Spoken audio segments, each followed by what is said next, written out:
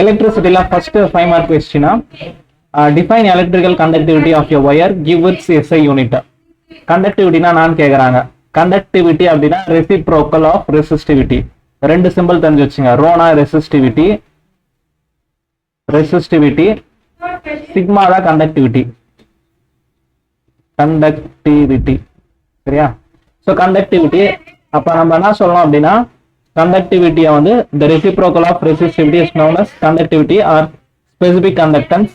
It is denoted by formula இங்க கொடுத்திருக்காங்க பாருங்க. ரோனா 1 by சிக்மா வந்து 1 by rho. Rho formula derive பண்ணிருப்போம் already. m by n e square tau. அதை அப்படியே ரெசிப்ரோக்கல் பண்ணி போட்டுக்கலாம். சரியா? நெக்ஸ்ட் மொபிலிட்டியும் இதுல இன்டர் ரிலேட் பண்ணி வச்சிருப்பாங்க. மொபிலிட்டினா ட்ரிஃப்ட் வெலாசிட்டி பை எலக்ட்ரிக் ஃபீல்டா bd by em. அப்ப e அதுல எலக்ட்ரிக் ஃபீல்ட் கேன்சல் ஆயிட்டு e டவ் பை m வரும். இது அப்படியே ஒரு முறை இங்க நான் போடுறேன் பார்த்துட்டே வாங்க. சிக்மா அப்படின்னும் போது n e square tau by m.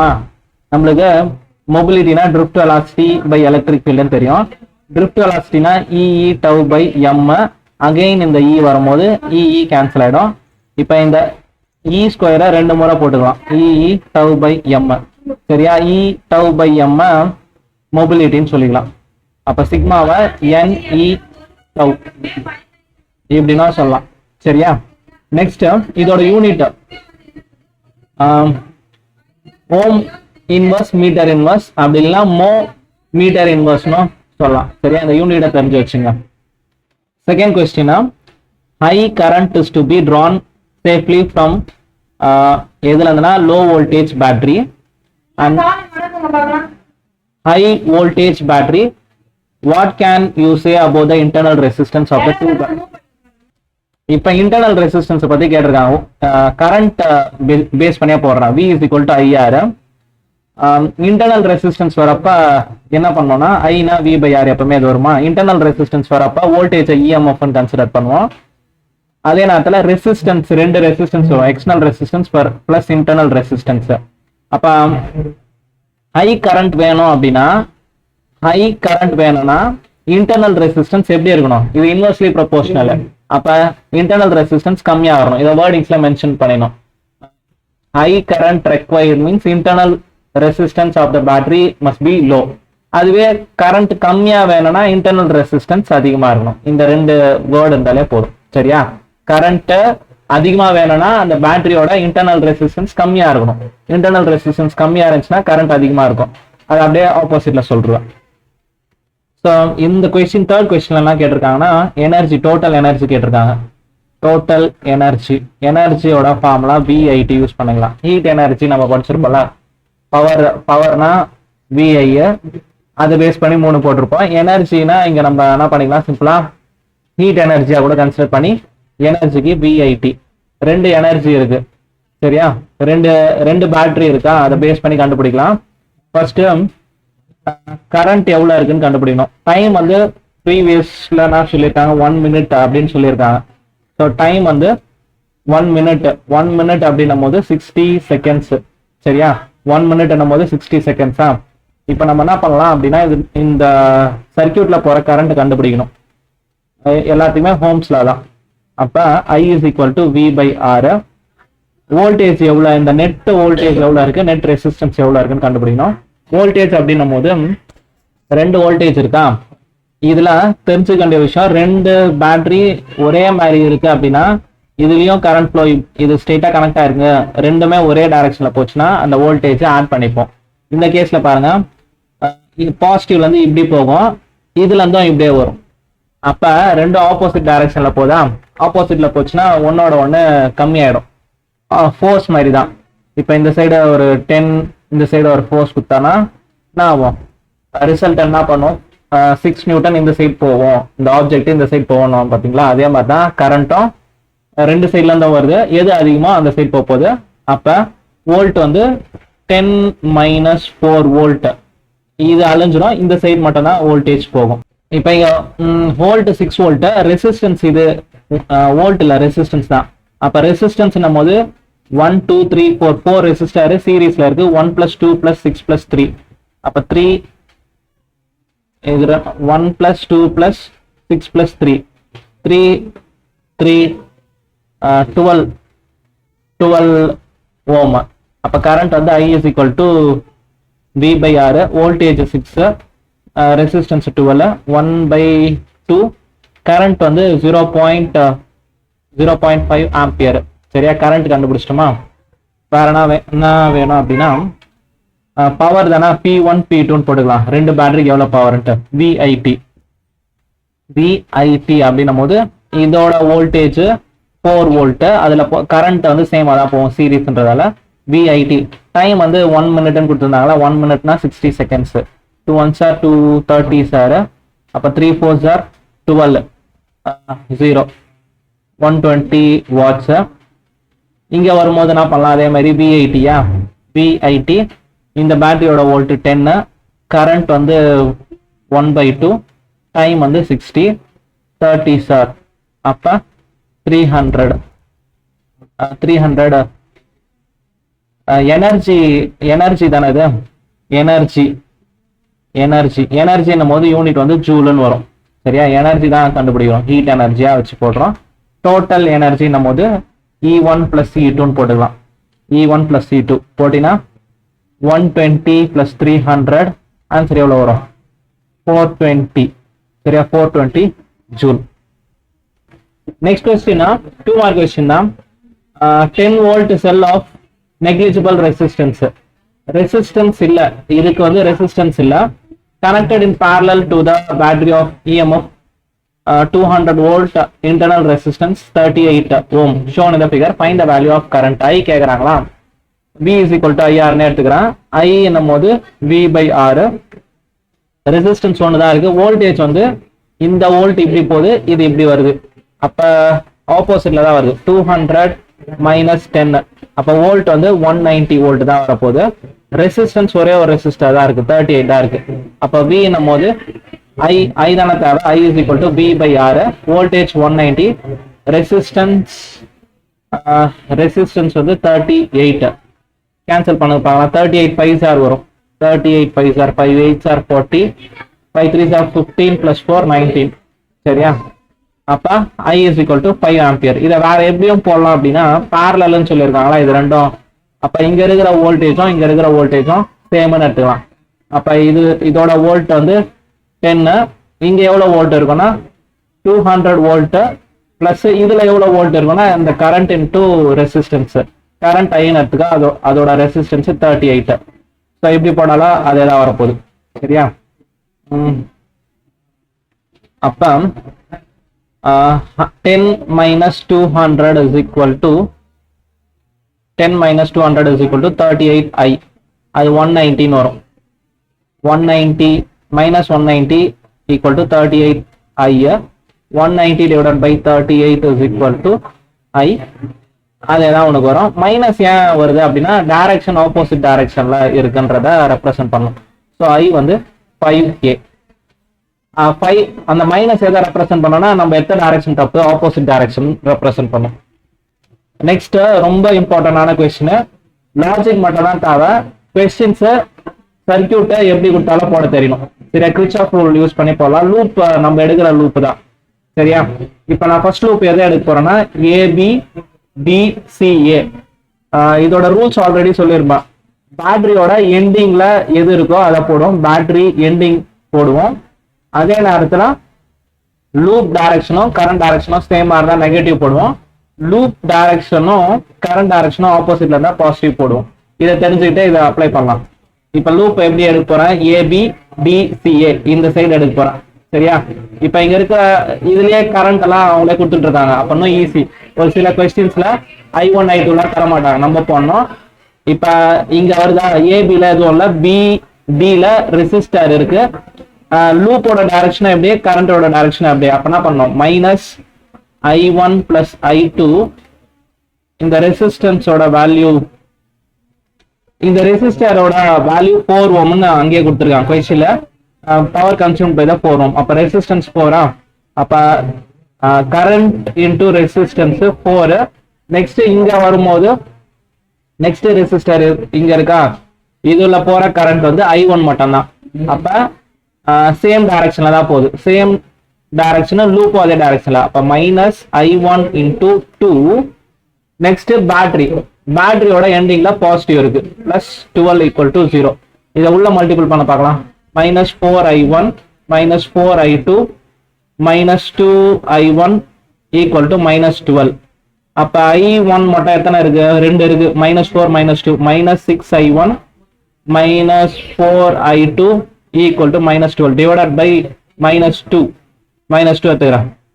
3I1 plus 2I2 equal to 6. சரியா? இது ஒரு ஈக்குவேஷன். நெக்ஸ்ட் இன்னொரு லூப் எடுக்கணும். 2 லூப் எடுத்தாலே போதும். Next loop BDFEB. ஸோ இந்த லூப் இப்படி எடுக்கிறான். இப்போ இதுல கரண்ட்டும் இப்படியே போகுது, லூப்பும் அதே டைரக்ஷன்ல போகுது. அப்போ minus 4 into I1 plus I2. வேற எதுவுமே இல்லை, இங்க வெறும் ஒரு பேட்டரி மட்டும் தான் இருக்கு. அப்ப என்ன பண்ணோம்? பேட்டரியோட எண்டிங்லயும் பிளஸ் தான் இருக்கு. Plus 6 equal to 0. அப்ப minus 4I1 minus 4I2 equal to minus 6 போட்டுக்கலாம். டிவைட் பை மைனஸ் 2 போட்டீங்கன்னா 2I1 plus 2I2 equal to 3. Equation 2. ரெண்டுத்தையும் சால்வ் பண்ணா I1 I2 கண்டுபிடிச்சலாமா? ஃபர்ஸ்ட் ஈக்குவேஷன் எழுதுறேன் பாருங்க. 3I1 plus 2I2 equal to 6. Second ஈக்குவேஷனா 2I1 plus 2I2 equal to 3. இத sign change பண்ணா subtract ஆயிடும்.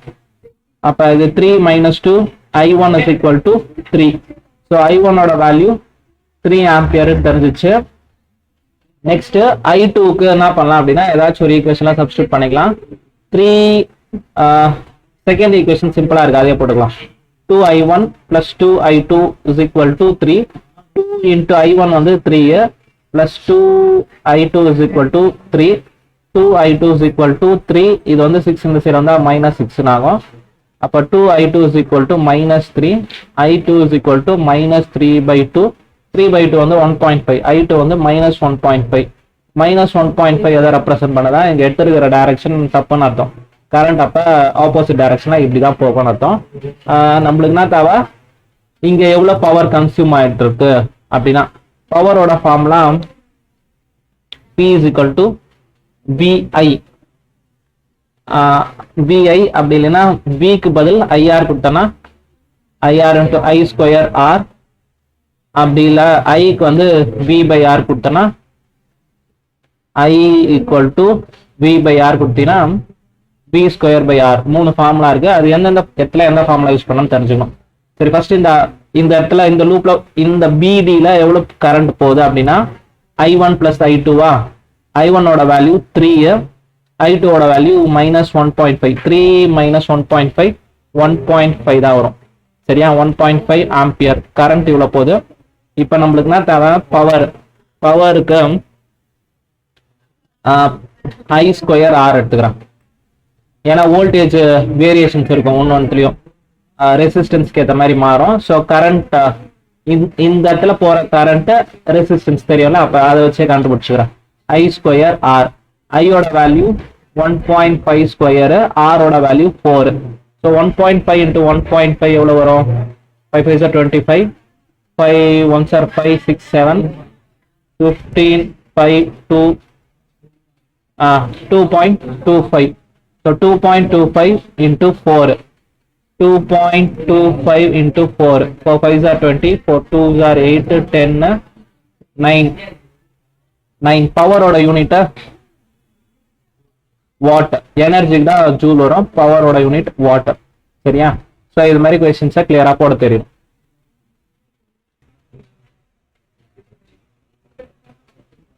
Next question, using Kirchhoff rule calculate the current through 40 ohm and 20 ohm resistor.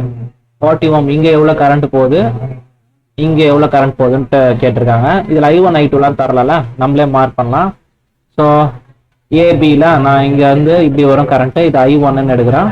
Next பேட்டரியில இருந்து வரத I2 ன்னு எடுக்கிறேன். இப்ப இங்க வரும்போது இந்த லைன்ல என்ன ஆகும்? I1 I2 இப்படி வருது. எது பெருசா இருக்கும்னா I1 பெருசா இருக்கும். I1 பெருசு, I2 கம்மி. இதை வந்து I1 மைனஸ் I2 ன்னு எடுத்துக்கிறேன். டைரக்ஷன் இப்படி எடுத்துக்கிறேன். சரியா? ஸோ ஸோ இதை யூஸ் பண்ணி லூப் நம்மளே லூப் எடுத்து ஒரு 2 லூப் எடுத்து சால்வ் பண்ணி போடலாம். லூப் எது வேணா எடுக்கலாம், அந்த லாஜிக் மட்டும் கரெக்டாக போட்டால் ஓகே.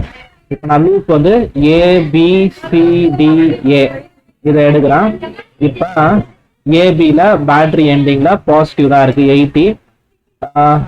கரண்ட்டும் லூப்பும் சேம் டைரக்ஷன் -20 I1. இங்கே வரும்போது கரண்ட்டும் லூப்பும் same direction -40 into I1 - I2 equal to 0.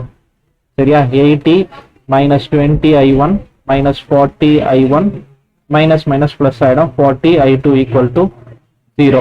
இது ரெண்டும் சேர்த்தனா -60 I1 plus 40 I2 equal to -18 வரும். divided by 20 பண்ணனா 20 -20 கூட பண்ணிக்கிறேன். -20 பண்ணனா 3 I1 -2 I2 equal to 4. Equation 1. Next loop என்ன பண்றேன் அப்படின்னா DCFED இந்த லூப் இப்படி எடுக்கிறேன். இதுக்கு அப்ளை பண்றேன் பாருங்க. அப்ளை பண்ணும்போது இப்படி வருதா லூப், இப்படி கரண்ட் ஆப்போசிட், அப்போ பிளஸ் 40 into I1 - I2 இப்படி வரேன். இதுல கரண்ட்டும் லூப்பும் சேம் டைரக்ஷன்ல போகுது. கரண்ட் இப்படி போகுது, லூப்பும் இப்படியே போகுது. அப்ப -10 I2 battery ending 40 plus 40 equal to 0. 40 I1 -40 I2 -10 I2 equal to -14 போட்டுக்கிறேன். I2 மட்டும் 2 இருக்கா, 40 I1 இது -50 I2 equal to -40 divided by 10 பண்ணிட்டேன்னா 4 I1 -5 I2 is equal to -4. Equation 2. First ஈக்குவேஷனை செகண்ட் ஈக்குவேஷனை கேன்சல் பண்ணலாம். ஃபர்ஸ்ட் ஈக்குவேஷனை என்ன பண்றேன் அப்படின்னா ரெண்டுமே வரதா இருக்கு. ஃபர்ஸ்ட் ஈக்குவேஷனை 5ஆல மல்டிபிள் பண்றேன். 5 3s are 15 I1 -10 I2 is equal to 5 4s are 20. Equation 2 2ஆல multiple பண்ணிக்கிறேன். 2ஆல மல்டிபிள் பண்ணனா 2 4s are 8 I1 minus second equation தானா 2ஆல மல்டிபிள் பண்ணா 2 5s are 10 I2 2 4s are 8 -8. சரியா? சைன் சேஞ்ச் பண்ணனா மைனஸ் பிளஸ் இதுவும் பிளஸ் ஆயிடும். அப்ப 15ல 8 போச்சுன்னா 7 I1 is equal to 28. I1 is equal to 28 divided by 7 4s are 28. I1 வந்து 4 ஆம்பியர் வந்துருது. சரியா? இதை தூக்கி ஏதாச்சும் ஒரு ஈக்குவேஷனை ஃபர்ஸ்ட்ல சப்ஸ்டியூட் பண்ணிக்கிறேன். அப்ப 3 into I1க்கு 4ன்னு போட்டுக்கிறேன். -2 I2 is equal to 4. 12 -2 I2 is equal to 4. 12 இது இந்த சைடு வந்துச்சுன்னா -4 equal to 2 I2. 12 - 4 8. 8 divided by 2 is equal to I2. 4 I2 வந்து 4 தான் வருது. சரியா? அப்ப இந்த இடத்துல டிசியில் எவ்வளவு கரண்ட் போகும்னா I1 - I2வா, ரெண்டுமே 4 4 கரண்டே போகாது. இந்த லூப்ல கரண்டே போகாது. அவங்க என்ன கேட்டிருக்காங்க அப்படின்னா using the Kirchhoff rule calculate the current through 40 ohm ரெசிஸ்டர்ல no current flow. 20 ohm resistor இங்க இருக்கா, 20 ohm ரெசிஸ்டர்ல I1 தான் போகுது. I1 ஓட value 4 ampere. Next question, use Kirchhoff rules to determine the potential difference across the point A and D when no current is flowing through B. இதுல கரண்டே போகாத போது no current flows through BE of the electric network shown in the figure. சரியா? இதை எப்படி solve பண்ணலாம் பாருங்க. First இதுல no current flows ன்னு சொல்லியிருக்காங்களா, அப்ப இதுல கரண்ட் போகாத போது எப்படி இருக்கும்னு அசியூம் பண்ண. ஃபர்ஸ்ட் அவுட்டர் மட்டும் அப்படியே போட்டு வர போறேன். இது 6, இது 3 ohm. இங்க இருக்கிற பேட்டரி வந்து 4 volt. இங்க வந்து 6 volt இருக்கு. இங்க வந்து 2 ohm இருக்கு. 1 volt இருக்கு. நெக்ஸ்ட் இப்படி இருக்கா.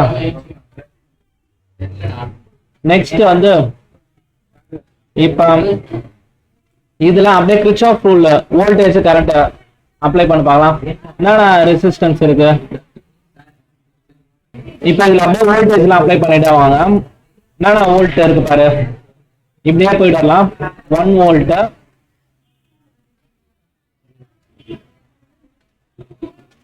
அப்ப வோல்டேஜ் வந்து 1 வோல்ட் இருக்கா. நெக்ஸ்ட் இதுல போற கரண்ட் காமனா ஐன்னு எடுத்துக்க. 1 வோல்ட் பிளஸ்ல இருந்து தான் வருது, பிளஸ்னே எடுத்துக்கோ. லூப்போ டைரக்ஷனா சேமா, அப்ப -3i. நெக்ஸ்ட் இங்க இதுல போற கரண்ட்டும் ஐதான், அதேதான், லூப் சேம் டைரக்ஷன் IR. இங்க வந்து +4 +6, இங்க வந்து -2i = 0. அப்ப வோல்ட் எல்லாம் ஒரு சைடு, கரண்ட்லாம் ஒரு சைடு போட்டுவா. 1 வோல்ட்டுக்கு வந்து 1 போட்டா போதும். எத்தனை வோல்ட் இருக்கு? 1 4 6, அப்ப 10 11 வோல்ட் இருக்கு. இதெல்லாம் எவ்வளவு இருக்கு? 3i -2i. அப்ப 5i அந்த சைடு போச்சுன்னா +5i, இந்த IR அந்த சைடு வந்துச்சுன்னா +IR. ஈக்குவேஷன் 1 எடுத்துக்கோங்க. சரியா? 5i + IR = 11. ஈக்குவேஷன் 1. நெக்ஸ்ட் வந்து வோல்டேஜ். இப்ப இன்னொரு லூப் எடுக்கணும். நான் அதுக்கு இந்த லூப் எடுத்துக்கிறேன். சரியா? ஸோ இந்த லூப்ல இதெல்லாம் நோ கரண்ட்னு சொல்லிட்டாங்க. அப்ப இதுல இந்த R1 நான் எடுக்கணும்னு அவசியம் இல்லை. இதுக்கு மட்டும், இந்த பார்ட்டுக்கு மட்டும் அப்ளை பண்ணுங்க பார்க்கலாம். FEBAF அப்பனா வரும், பிளஸ்ல இருந்து வருது 1 வோல்ட். இதுல போற கரண்ட் -3i. நெக்ஸ்ட் 3 வோல்ட் 3, இங்க +6, சேம் டைரக்ஷன்ன்றதால -2i = 0. அப்பனா வரும் பாருங்க, 1 + 6 7, 1 + 6 7 + 3 10 ஆயிடும். இது வந்து -2 -3 -2 -5i = 0. அந்த சைட் போச்சுன்னா 5i = 10, i = 10/5 2. ஸோ i வந்து 2 ஆம்பியர்னு கண்டுபிடிச்சிட்டோம். சரியா? அவன் சொன்ன கண்டிஷன் இதுல நோ கரண்ட் ஃப்ளோஸ், அதனால தான் அது மாதிரி போட்டோம். ஃபர்ஸ்ட் மொத்த லூப் எடுத்தோம். நெக்ஸ்ட் இந்த பாதி லூப் எடுத்து 2 ஈக்குவேஷன் கண்டுபிடிச்சிட்டு ஐயோட வேல்யூ கண்டுபிடிச்சிட்டேன். அதை தூக்கி இதுல சப்ஸ்டியூட் பண்ணாலும் ஆன்சர் வந்துடும் பாருங்க. ஆரோட வேல்யூ தெரிஞ்சிடும். அப்ப ஆரோட வேல்யூ தெரியணும் அப்படின்னும் போது என்ன பண்ணலாம்னா 5 ஐயோட value 2 plus current again I தானே, 2 into R is equal to 11. 10 plus 2R is equal to 11. அப்ப 2R is equal to 11 minus 10. 2R is equal to 1. R is equal to 1/2. R வந்து 0.5 ohm. நம்மளுக்கு இதோட கொஸ்டின் முடியல. Potential எங்க இருந்து? இங்க இருந்து இது வரைக்கும் எவ்வளவு பொட்டன்ஷியல் இருக்குன்னு கேக்குறாங்க. ஸோ அப்ப அதுக்கான பொட்டன்ஷியலை டயக்ராமா போட்டு கண்டுபிடிக்கலாம். சரியா? ஸோ இப்போ பொட்டன்ஷியல் இந்த இடத்துல இருந்து இந்த இடத்துல எவ்வளவு இருக்குன்ட்டு. சரியா? பொட்டன்ஷியல் AD இந்த ரீஜனுக்கு தான் கண்டுபிடிக்க போறோம். BAD அதே ரூல் அப்ளை பண்ணுங்க. பேட்டரி எண்டிங்ல இருக்கா? அப்ப பேட்டரி எண்டிங்ல இருக்கும்போது -6 வோல்ட், இதுவும் -4 வோல்ட். இந்த ரீஜன் மட்டும் தான் எடுக்க போறேன். இந்த ரீஜன் மட்டும் தான். அப்ப இங்க வந்து என்ன இருக்கு? சேம் டைரக்ஷன் IRன்னு வரும்.